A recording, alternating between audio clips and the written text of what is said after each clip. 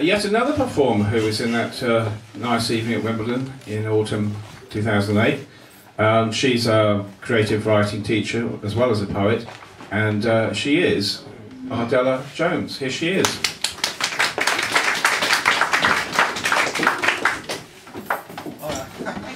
Julian, do come in, have a seat. Friend of Julian? Oh, you've got two friends, Julian. Amazing.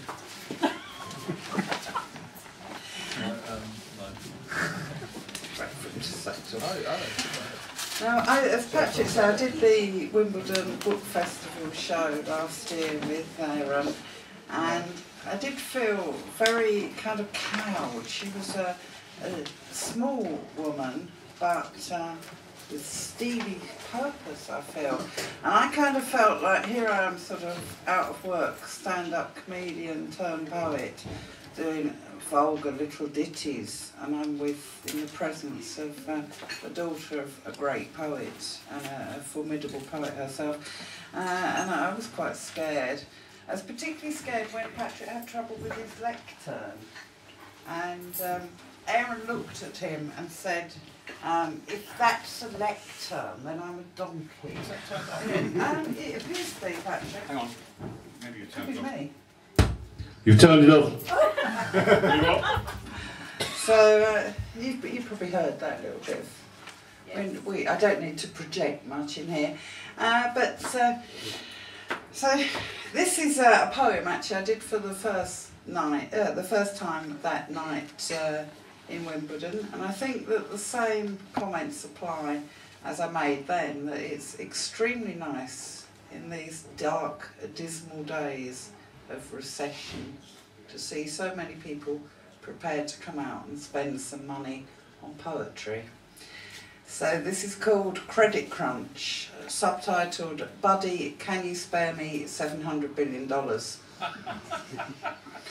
Oh, Freddie Mac, can we have our money back?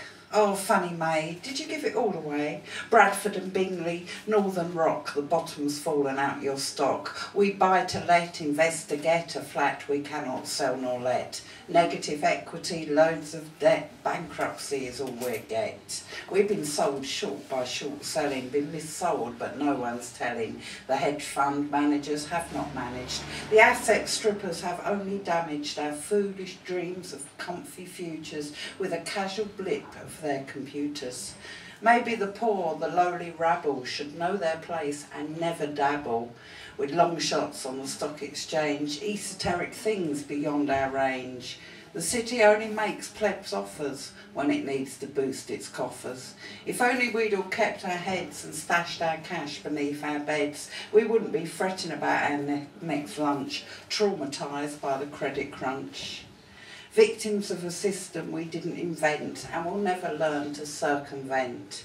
We're all stressing about our jobs far more than any city yobs. It's better to be a greedy trading grifter than a struggling mum turned failed shoplifter. She'll get 3 hard years in Holloway. He'll get a tax-free bonus, a holiday. The markets demand no justice that I can see. Yet to simple little innumerate me, these gung-ho international bankers are just a load of thieving financiers.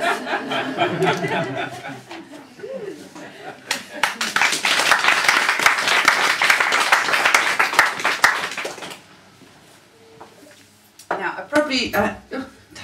probably shouldn't have worried so much about feeling that Aaron disapproved of me and my vulgar verse, because Patrick has found one for me that clearly demonstrates her sense of humour. And I did think, Patrick, when he phoned me up and said, this is one that I thought really suited your voice and your tone. And I found out it was about a ferret in an outside lavatory. There you go. So this is by Aaron Thomas, and it's called It Was This Big. An animal? How big? Enormous. This big. He stretches short arms, full breadth. Skin?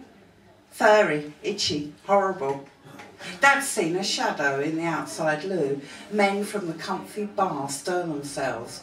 Shall I take a broom, a hammer or a pole? That big, did you say, Mr. Thomas? We're all afraid as we near the shack known as the library. Catch up the newspaper there. I'm not going in first. Don't be daft with all this noise. It'll be gone if it knows what's good for him. Where's Dino Rex? Jokes one, pushing open the door with the end of the window pole. There's nothing inside there, Dylan, everyone agrees, ready to return to their pints. Look, it's in there. Dylan points to a dark recess. Someone bravely chances their hand, cries in pain, "The bugger's got sharp teeth!" Well, it was downhill on the drama stakes then. A ferret from someone's knapsack was found missing. Dad shivered at the sight of the small animal. "Can't stand any of them, all furry and quick and ready to go up your trouser leg," he said with a shudder.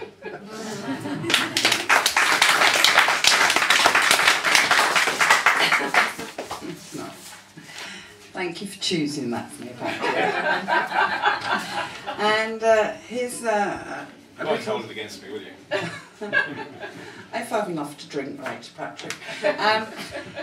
This is a little short one of mine, which is about